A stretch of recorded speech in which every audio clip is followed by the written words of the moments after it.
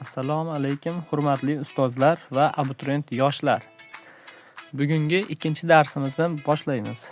Sizlar bilan Teacher Ziyodjon. Fizikadan masalalar to'plami innova. Ushbu kitobdan video yechimlarini havola qilamiz. Demak, birinchi darsimiz, birinchi mavzular matni o'tdik. Endi ikkinchi darsimizga o'sha birinchi mavzu yechimlarini olib boramiz. Sizlarga chizmalari bilan ajoyib bo'lib tushuntirishni boshlaymiz.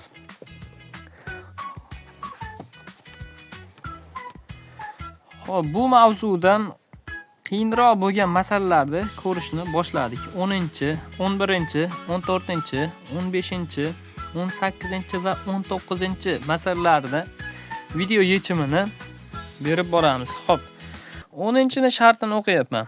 Mototsikl yo'lga chiqib, bir muddat o'tgach o'z o'rniga qaytib keldi.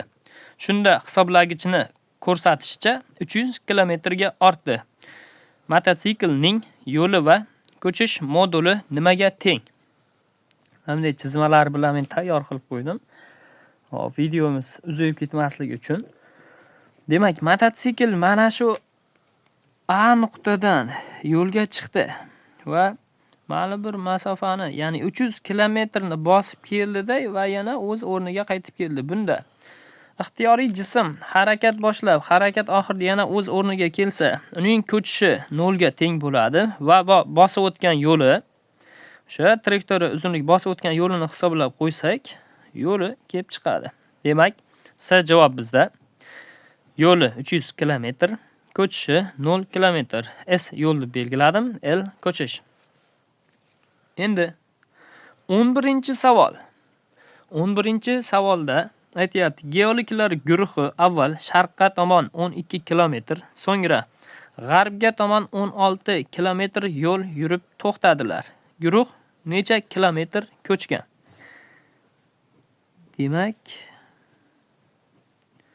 sharqqa tomon geologlar guruhini mana shu O nuqta, ya'ni 0 koordinata boshiga qo'yadigan bo'lsak, sharq dunyo tomonlarini kecha o'rganib chiqdik. Sharqqa tomon 12 kilometr bosib o'tyapti ekan.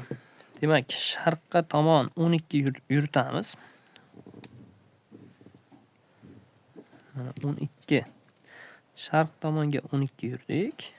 Ya'ni 0 dan 12 ga yetib keldik. Ana endi aytayaptiki, g'arbga tomon 16. Agarda o'z o'rniga qaytadigan bo'lsak, 12 yuramiz va yana 4 qo'shadigan bo'lsak, 16 yuramiz. Ortga qaytdik. Ya'ni sharqdan g'arbga. Ko'chish nima edi o'zi ko'chish?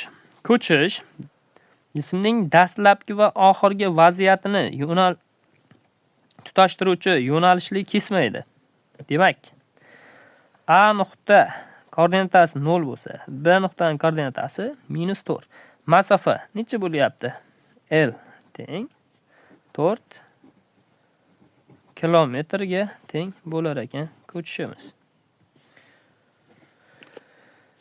Xo'p, bizda B javob 4 kilometr bo'lyapti. 14-savolga o'tamiz. 14-savolda koptok 2 metr balandlikdan, demak 2 metr balandlikda H deb belgilayapmiz. H1 2 metr balandlikdan qo'yib yuborildi. Yerga urilib, so'ngra qaytdi. 1,5 metr balandlikda tutib olindi. Demak, birinchi holat 2 kilometr 2 metr balandlikdan tashlab yuborildi va 1,5 metr balandlikda ikkinchi holat tutib olindi. Savol: koptokning yo'li va ko'chishi moduli nimaga teng? S barobar L barobar so'roq. Ana endi agar harakat qarama-qarshi bo'lsa, o yuqoridagi 11-masalani ham xuddi shu tarzda tushuntirib ketsam bo'lar ekan sizlarga. Harakat qarama-qarshi bo'lsa, S barobar S1 plus S2 bo'ladi. Ya'ni umumiy yo'li yig'indisiga teng bo'ladi yo'llarni. Ko'chishi modulda S1 ayiru S2 ga teng bo'ladi. Ya'ni L teng modulda 12/16 4 ga teng moduldan doim musbat son chiqadi. Bu misolda ham xuddi shunday ishlaymiz. Ya'ni S barobar. Ana endi S1 S2 ning o'rnida bizda H1 va H2 H1 plus H2 deb belgilaymiz. S hop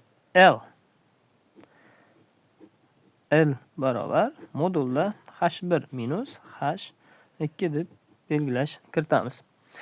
Demak, jismning bosib o'tgan yo'li S teng S teng 2 metr plus 1,5 metr jami 3,5 metr ko'chishi L barobar modulda 2/1,5 ga teng. Ya'ni 0,5 metr, yarim metr ko'chishi S barobar 3,5 L barobar 0,5. Bizda bu javob C variantda to'g'ri berilgan. Demak, keyingi savolga o'tamiz. 15-savol. Demak, 15-savolga qaraydigan bo'lsak, jism gorizontga nisbatan 60 gradus burchak ostida harakatlanib, demak, mana gorizontga nisbatan deydigan bo'lsa, yerga nisbatan bo'ladi. Gorizontal, vertikal. To'g'ri chiziqlar. Demak, gorizontga nisbatan 60 gradus bo'ladigan bo'lsa, bu to'g'ri burchakli uchburchak va vertikalga nisbatan necha gradus bo'ladi? 30 gradus, ha? Ana endi harakatlanib 3000 metr balandlikka ko'tarildi. Xo'p, mana shu yerda sizlarga bitta xossa o'rgatib ketmoqchiman. Ya'ni asli sinuslardan ketsak ham bo'ladi. Eslab qolamiz buni. 30 gradus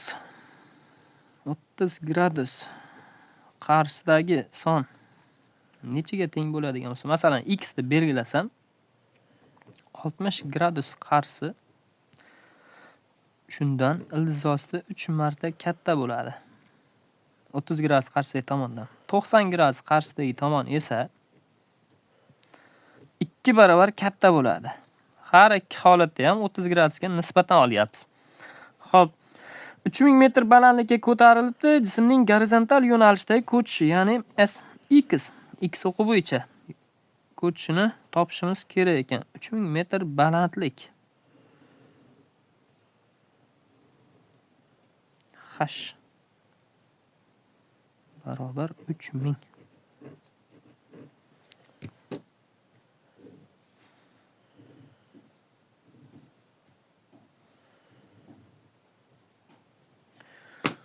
Demak, jismning gorizontal ko'chishi.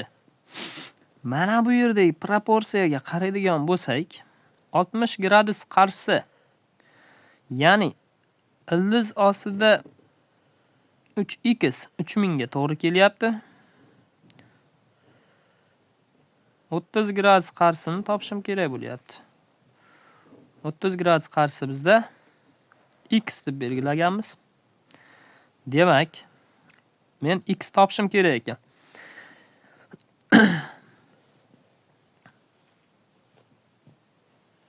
Ildiz ostida 3x barobar 3000. Ildiz ostida 3 ko'paytiruv x teng 3 ko'paytiruv 1000. 3 bilan ildiz ostida 3 qisqaradigan bo'lsa, x barobar ildiz ostida 3 ko'paytiruv 1000. Shunga to'g'ri keladi. Ildiz osti shundan taxminan 1,73 chiqadi. Ya'ni x barobar bizda javoblar ichida 1732 1,73 x ham bor ekan demak. Ko'paytiruv 1000. 1000 ga ko'paytirsak x barobar 1732 degan javob kelib chiqyapti. B javobda bizda demak B javobga to'g'ri kelyapti. Shu javob. Navbatdagi misolimiz. Demak, 18-misol. Jism radiusi R radiusli aylana bo'ylab harakatlanyapti. Aylananing 1/6 qismini o'tganda yo'l va ko'chish moduli qanday bo'ladi? 1/6 qismini bosib o'tganda yo'l va ko'chish. Aytaylik, jism mana bu nuqtada turgan edi. Va harakat boshladi. A nuqtadan B nuqta tomon. Aylananing 6dan 1 qismi deganligi uchun men 6 ta bo'lakka bo'lib chiqdim buni. Demak, mana shu yo'lni bosib o'tyapti jism. Jism, ya'ni odam rasmini chizib qo'ydik. Bu yerda moddiy nuqta olib ketsangiz ham bo'laveradi, nuqta bilan belgilab. Bu holatda yo'l va ko'chish, ya'ni S yo'l, L ko'chish topishimiz kerak ekan. Demak, radiusi R ga teng. Radius aylananing markazidan ixtiyoriy nuqtasigacha bo'lgan masofa radius bo'ladi. Demak, S topish uchun aylana uzunligiga murojaat qilamiz. Ya'ni aylana uzunligi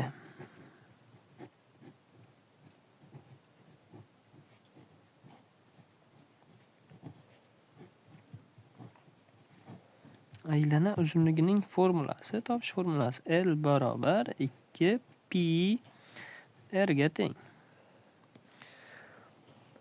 Mana shu aylana uzunligining 6dan 1 qismiga teng desam bo'lar ekan S'ni.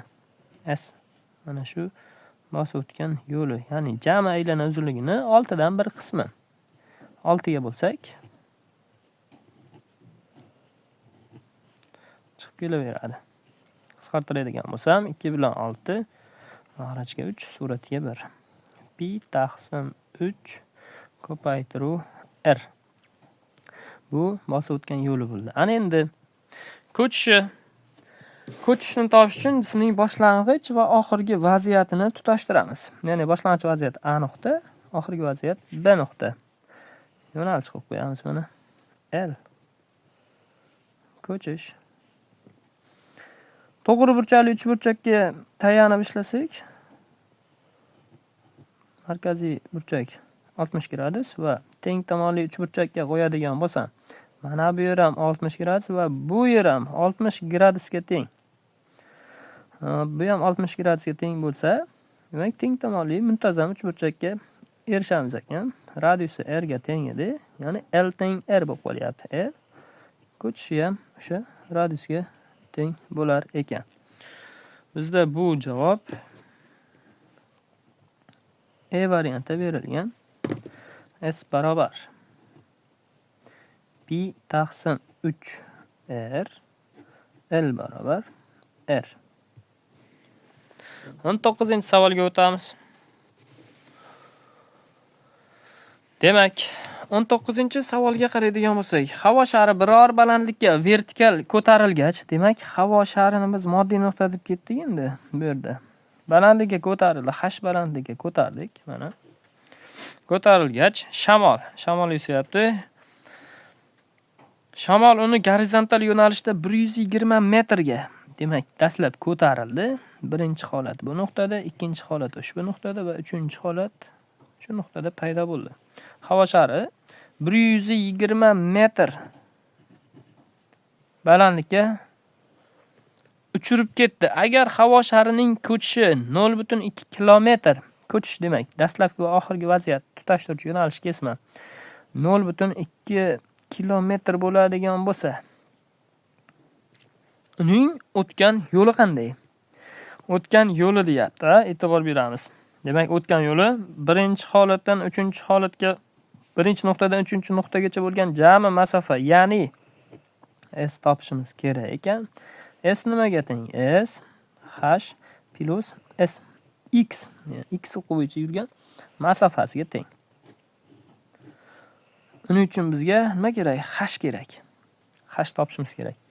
Demak, ko'chishi L barobar 0,2 kilometrni biz metrga o'tkazadigan bo'lsak, 0,2 kilometr 200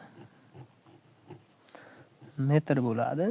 200 metr bo'ladigan bo'lsa, Pifagorga qo'yadigan bo'lsak, L kvadrat gipotenuza kvadrati teng ikkita katet kvadratlar yig'indisi, ya'ni h kvadrat plus s x o'qi bo'yicha hosil o'tgan yo'lning kvadratiga teng.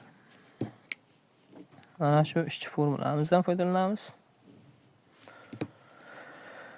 Demak, 200 kvadrati teng h kvadrat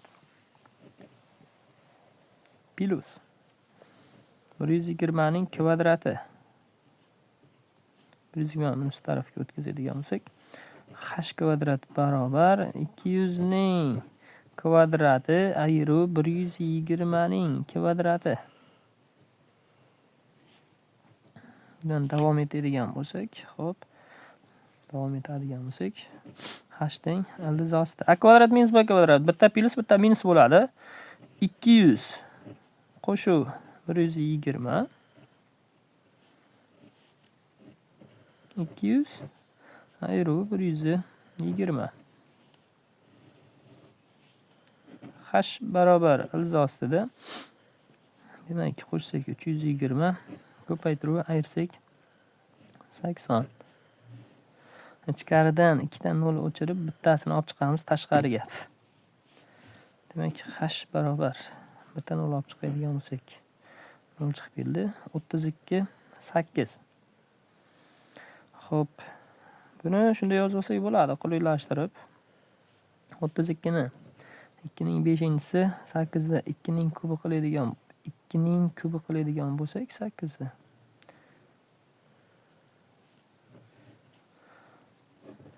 Bizda 2 ning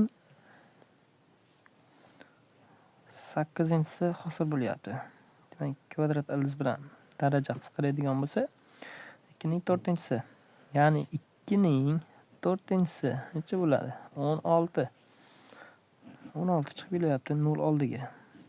Demak, 160 metr. 160 metrga ko'tarib, 120 metr surilgan ekan. Biz nimani topishimiz kerak edi? H emas, S topishimiz kerak edi. S jami bosib o'tgan yo'l. Endi S barobar H plus S X formulamizga qo'yamiz. Birinchi formula bu bo'ldi, ikkinchi formula bu bo'ldi. Hop, ana endi S teng 120 ning 120 plus 160. S barobar 280 metr. Demak, 280 metr. S javob bizda.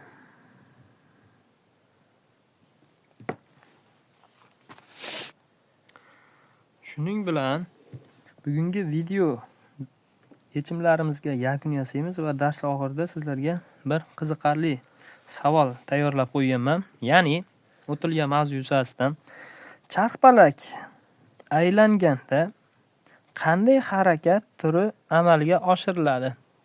Javobingizni kommentariyada kutib qolamiz. Like va obuna tugmalarini bosib, bizlarni qo'llab-quvvatlaysiz degan umiddamiz. E'tiboringlar uchun tashakkur.